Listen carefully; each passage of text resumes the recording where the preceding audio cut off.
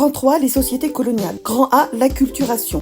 L'acculturation, c'est le processus par lequel un groupe d'individus ou une société ont contact avec une autre culture, l'assimile partiellement. On a ici un exemple de l'acculturation des colonisés, un mariage catholique au Dahomey en 1905. Les évolués sont une minorité parmi les indigènes. Les évolués, c'est du point de vue des colonisateurs.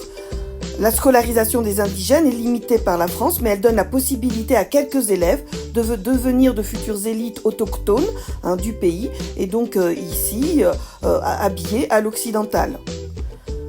Dans les protectorats, comme par exemple ici au Maroc, l'émergence d'élites colonisées est favorisée par la métropole. Ces élites colonisées prennent en charge l'administration du territoire, ce qui évite à la métropole d'envoyer des administrateurs chargés de faire ce travail administratif. C'est ainsi que des membres de ces élites colonisées peuvent accéder à de très hautes fonctions. On a ici l'exemple de Blaise Diagne, qui a été élu maire de Dakar, puis député du Sénégal de 1914 à 1934. Il joue encore un rôle politique en étant sous-secrétaire d'État au ministère des colonies. C'est la première fois qu'un ressortissant d'Afrique noire accède à la fonction ministérielle, mais pas la dernière. L'impérialisme culturel, c'est donc l'imposition des normes, des modes de vie, des idées des coloniaux aux colonisés. L'impérialisme culturel se voit dans l'architecture. On a ici la ville européenne à Saïgon et la cathédrale qui ressemble tout à fait à des villes françaises. Du côté français, on a ce que l'on appelle l'orientalisme. C'est un mouvement artistique européen né au XVIIIe siècle. L'Orient y est source d'imagination et suscite la curiosité. On a ici une peinture d'Eugène Delacroix, le même qui a peint La liberté guidant le peuple, représentant des femmes d'Alger dans leur appartement. En apparence, il y a un intérêt, une curiosité pour la culture du colonisé, mais dans la réalité, c'est un sentiment de condescendance qui met bien en évidence la différence entre la culture européenne supérieure et la culture du colonisé. L'art européen est influencé par la découverte des arts orientaux, africains en particulier, qui ont eu une influence sur Picasso à travers ce tableau Les Demoiselles d'Avignon en 1907. Picasso s'inspire, comme on le voit sur la figure en bas à droite, des sculptures africaines.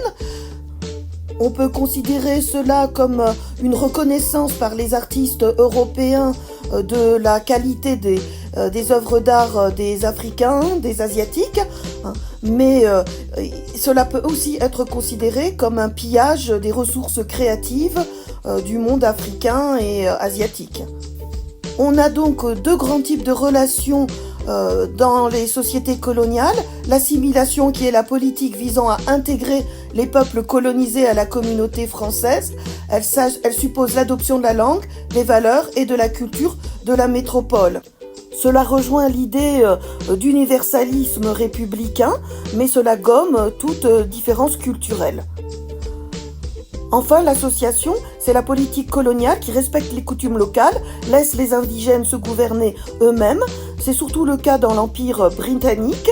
En apparence, c'est très respectueux, mais dans la réalité, cela montre bien qu'il y a une différence nette entre les colons et les colonisateurs et que ces derniers n'arriveront jamais au niveau du colonisateur.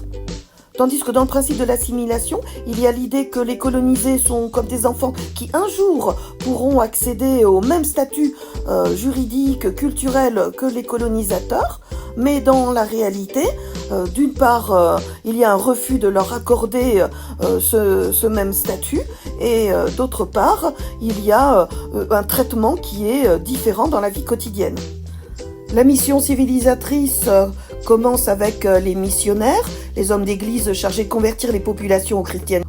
On a ici une femme missionnaire qui enseigne la couture à des jeunes Africains et on note que c'est une carte postale donc qui était destinée à être envoyée pour montrer quel type de relation il y avait dans ces sociétés coloniales entre le colonisateur et le colonisé.